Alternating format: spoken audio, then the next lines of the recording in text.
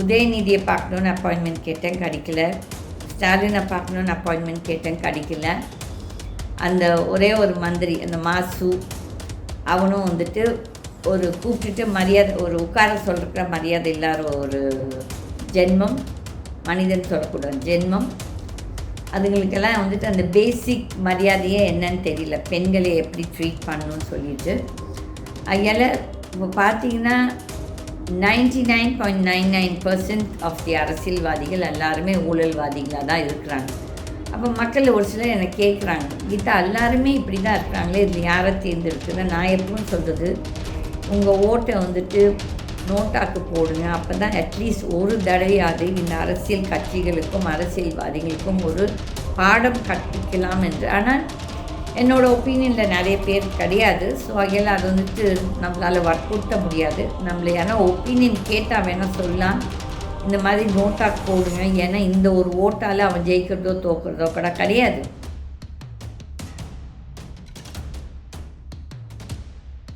நேற்று வந்து இந்த விஜய் தன்னோட மனைவி சங்கீதாவுடன் இந்த டிவோர்ஸ் கேஸ் தள்ளி வைக்கப்பட்டிருக்கிறது. இது வந்து அவங்க பர்சனல் தான், இல்லைன்னு சொல்லலை. ஆனால் ஒரு பொது வழிக்கு வந்த ஒரு மனிதன் எப்படி நடந்துக்கணுன்ட்டு ஒரு கணக்கு இருக்கிறது. எப்படியெல்லாம் வேஷம் போடுகிறான் அவன் வந்து இந்த மக்களுக்கு புரியுதோ இல்லையோ. ஏன் இந்த பிஜேபி பார்ட்டி இவ்வளோ பேசும் பிஜேபி பார்ட்டி இந்த டிஎம்கேக்காரங்களுக்கு ஓட் போடும்போது கேட்பாங்க, இந்துக்கள் உங்கள் ஓட்டு திராவிடர்களுக்கா, உங்கள் ஓட்டு டிஎம்கேக்கான்னு சொல்லி கேட்பாங்க. ஆனால் இதே கேள்வி இந்த ராஜா வந்து ஒரு சில வருடங்களுக்கு முன் ஜோசப் விஜய்ன்னு சொல்லி ஒரு நக்கல் பண்ணார். ஆனால் இப்போ வந்து ஒரு பிஜேபிக்காரனாவது இந்துக்களே உங்கள் ஓட்டு வந்து ஒரு கிறிஸ்துவனுக்கா என்று கேட்கவில்லை. நான் வந்து கிறிஸ்துவ இதெல்லாம் எனக்கு ஒன்றும் கிடையாது. ஆனால் எப்படி இவங்கெல்லாம் அயோக்கியத்தனம் பண்ணுறாங்கன்னு சொல்லிட்டு ஒரு பக்கம் இவங்களோட கையை குலுக்கிட்டு இருக்காங்க, ஒரு பக்கம் அவங்களுக்கு ஒத்து வராட்டி அவங்களோட மதத்தை பற்றி பேசுகிறாங்க.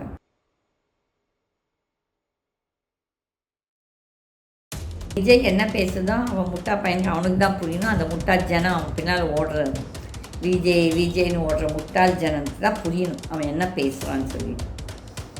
இதில் வந்து இந்த எலெக்ஷனில் கண்டிப்பாக ஒரு சில கட்சிகள் அழிந்து போய்விடும், இது உண்மை. இந்த பாமக கட்சி ரெண்டு பக்கமும் அப்பனும் சரியில்லை மகனும் சரியில்லை. இந்த அதிமுக வந்துட்டு இன்றைக்கு காலை ஒரு 3 மணிக்கு ஒரு சின்ன ஷார்ட் சடனாக வந்துச்சு, நான் பார்த்தேன். இந்த இபிஎஸ் பேசுறது வந்துட்டு அந்த ஆளுக்கு மூஞ்சி சாவடிச்சிருச்சு. இதெல்லாம் கற்பா ஒரு வில்லன் மாதிரி பேசுகிற மூஞ்சிக்கிற வில்லன் தான். இந்த கண் இதெல்லாமே எவ்வளோ அசிங்கமாக பேசுகிறாங்க ஆள். அந்த செங்கோட்டையனுக்கு வேணும், நீ இந்த மாதிரி ஆளுக்கு நீ சப்போர்ட் பண்ணினா ஒரு காலகட்டத்தில் ஆகிய உங்களுக்கு தேவைதான்.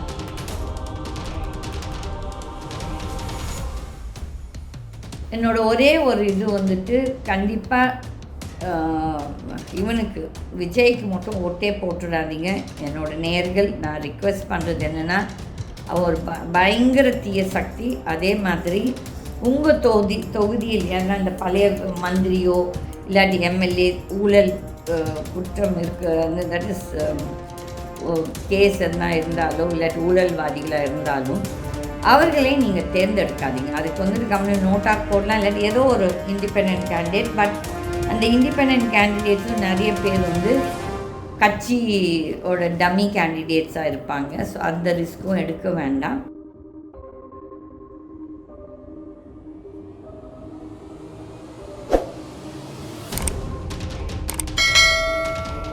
வணக்கம். கீதா டிவி அண்ட் சுதந்திர பார்ட்டி நேயர்களுக்கு தேர்தல் அண்ட் எலெக்ஷன் ரேலி அண்ட் பரப்புரை அண்ட் எல்லாமே இன்றைக்கு 5 மணிக்கு முடியுது. இப்போ வந்து நேற்று வந்து இந்த விஜய் தன்னோட மனைவி சங்கீதாவுடன் இந்த டிவோர்ஸ் கேஸ் தள்ளி வைக்கப்பட்டிருக்கிறது. இது வந்து அவங்க பர்சனல் தான், இல்லைன்னு சொல்லலை. ஆனால் ஒரு பொது வழிக்கு வந்த ஒரு மனிதன் எப்படி நடந்துக்கணுன்ட்டு ஒரு கணக்கு இருக்கிறது. எப்படியெல்லாம் வேஷம் போடுகிறான் அவன் என்று இந்த மக்களுக்கு புரியுதோ இல்லையோ. ஏன் இந்த பிஜேபி பார்ட்டி இவ்வளோ பேசும் பிஜேபி பார்ட்டி இந்த டிஎம்கேக்காரங்களுக்கு ஓட் போடும்போது கேட்பாங்க, இந்துக்கள் உங்கள் ஓட்டு திராவிடர்களுக்கா, உங்கள் ஓட்டு டிஎம்கேக்கான்னு சொல்லி கேட்பாங்க. ஆனால் இதே கேள்வி இந்த ராஜா வந்து ஒரு சில வருடங்களுக்கு முன் ஜோசப் விஜய்ன்னு சொல்லி ஒரு நக்கல் பண்ணார். ஆனால் இப்போ வந்து ஒரு பிஜேபிக்காரனாவது இந்துக்களே உங்கள் ஓட்டு வந்து ஒரு கிறிஸ்துவனுக்கா என்று கேட்கவில்லை.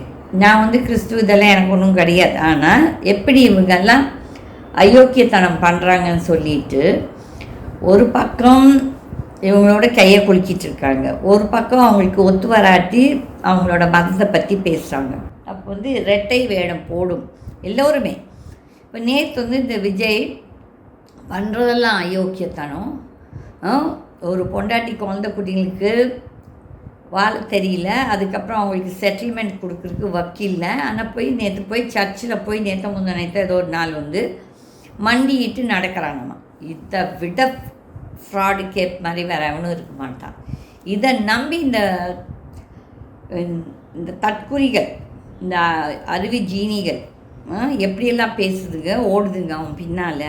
இதை விட பைத்தியக்காரத்தனம் இந்த தமிழ்நாட்டு மக்கள் தான் செய்வாங்க, தவிர்த்து வேறு யாருமே செய்ய மாட்டாங்க.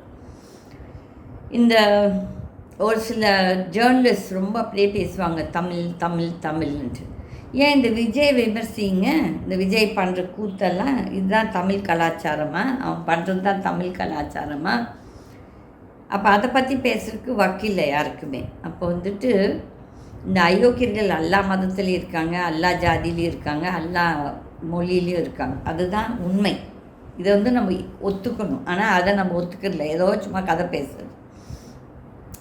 இப்படி இருக்கச்ச இப்போ வந்து ஒரு சில அரசியல்வாதிங்க வீட்டில் ரெய்டு போடுறாங்க. அது ரெய்ட் பண்ணுறது கரெக்டு தான். பட் ஏன் அந்த இன்கம் டேக்ஸும் ஈடியும் பிஜேபி வேட்பாளர்களோ இல்லாட்டி பிஜேபி நபர்களை செய்யறதில்லைன்னு அவங்கள பணம் டிஸ்ட்ரிபியூட் பண்ணுறது இல்லையா?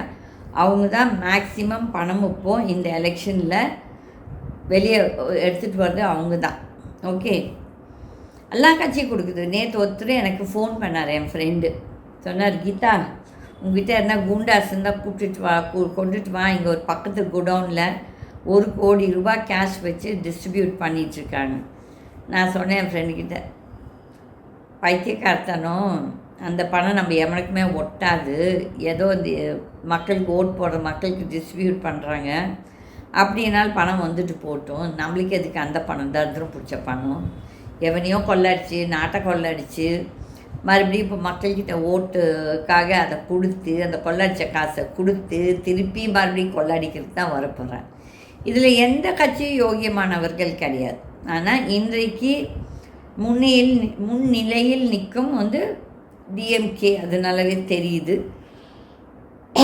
பட் இந்த எலெக்ஷன் பரப்புரை தட் இஸ் பண்ணுறது வந்து ஒரு விதத்தில் வந்து நம்மளுக்கு பிரேமலதா பிடிக்குதோ இல்லையோ, அந்த லேடி வந்து பேச்சில் நல்லா பேசுவாங்க. தட் இஸ் ஒரு டாபிக் எடுத்தால் நல்லா பேசுகிறாங்க. விச் ஈவன் அதர் பாலிட்டிஷியன்ஸ் எல்லாருமே பேப்பர் வச்சுட்டு கதை பேசிகிட்ருப்பாங்க. அந்த விதத்தில் அந்த அம்மாவை பாராட்டணும். ஓகே, அதுக்கப்புறம் இந்த உதயநிதி, எனக்கு பிடிக்காத உதயநிதி. பட் இந்த விஜயோட கம்பேர் பண்ணும்போது he is 100 times better. At least ஏதோ பேசுது. இந்த விஜய் என்ன பேசுதோ அவன் முட்டா பையனுக்கு அவனுக்கு தான் புரியணும். அந்த முட்டாள் ஜனம் அவன் பின்னால் ஓடுற விஜய்னு ஓடுற முட்டாள் ஜனத்துக்கு தான் புரியணும் அவன் என்ன பேசுகிறான்னு சொல்லிட்டு. இதில் வந்து இந்த எலெக்ஷனில் கண்டிப்பாக ஒரு சில கட்சிகள் அழிந்து போய்விடும், இது உண்மை. இந்த பாமக கட்சி 2 பக்கமும் அப்பனும் சரியில்லை மகனும் சரியில்லை. இந்த அதிமுக வந்துட்டு இன்றைக்கு காலை ஒரு 3 மணிக்கு ஒரு சின்ன ஷார்ட்ஸ் சடனாக வந்துச்சு, நான் பார்த்தேன். இந்த இபிஎஸ் பேசுறது வந்துட்டு அந்த ஆளுக்கு மூஞ்சி சாவடிச்சிருச்சு. அல்ல இதெல்லாம் கற்பா ஒரு வில்லன் மாதிரி பேச, மூஞ்சி கூட வில்லன் தான். இந்த கண் இதெல்லாமே எவ்வளோ அசிங்கமாக பேசுகிறான் அந்த ஆள். அந்த செங்கோட்டையனுக்கு வேணும். நீ இந்த மாதிரி ஆளுக்கு நீ சப்போர்ட் பண்ணில ஒரு காலகட்டத்தில் ஆகிய உனக்கு தேவைதான். இனத்தை தேடும் மாதிரி நீங்கள் 2 பேரும் அழிய வேண்டியவங்க, செங்கோட்டையன் ப்ளஸ் இபிஎஸ். ஓகே, ஆனால் இபிஎஸ் பேசுகிற பேச்சு கண்டிப்பாக இதோடு அந்த ஆள் முடியணும். ஏன்னா இவெல்லாம் நாட்டுக்கு வீட்டுக்கு எல்லாத்துக்குமே ஒரு தேவையான்னு சொன்னேன்னா இவன் ஒரு தீய சக்தி, இவன் நிஜமாகவே அழிய வேண்டிய ஒரு ஜென்மம்.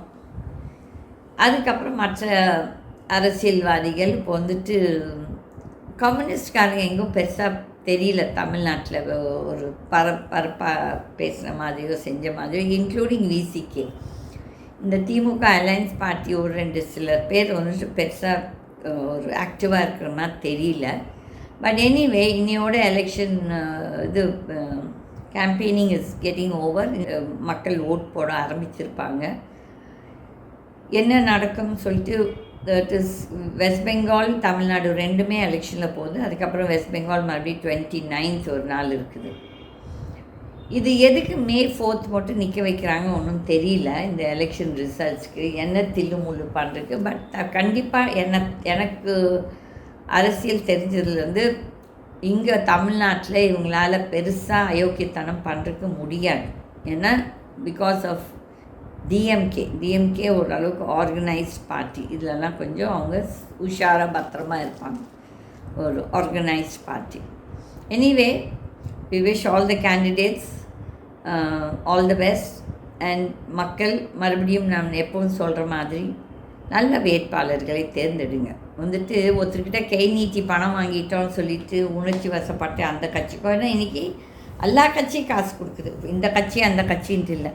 இப்போ நேற்று எனக்கு தெரிஞ்சு டிஎம்கேல ஏதோ 8000 கூப்பன் ஏதோ கொடுக்குறாங்கன்னு சொல்லிட்டு ஒரு சிலர் ஓடினாங்க. அது எவ்வளோத்துக்கு அந்த ஜெயிச்சு வந்தப்புறம் கொடுப்பாங்களோ இல்லையோ தெரியாது. 2வது இப்போ நேற்று என் ஃப்ரெண்டு சொன்ன மாதிரி அதிமுகவில் 1000 ரூபாவும் டிஎம்கேல 2500 கொடுத்துட்ருக்காங்க அவங்க ஏரியாவில்னு சொன்னார். இதெல்லாம் எவ்வளோத்துக்கு உண்மை பொய் தெரியாது. எங்கள் வீட்டில் எங்கள் ஏரியாவில் நாங்கள் இது செந்தில் பாலாஜி தான் எங்களோட கேண்டிடேட். மற்ற கட்சியில் யார் கேண்டிடேட்டுன்னு கூட பெருசாக தெரியல. இங்கே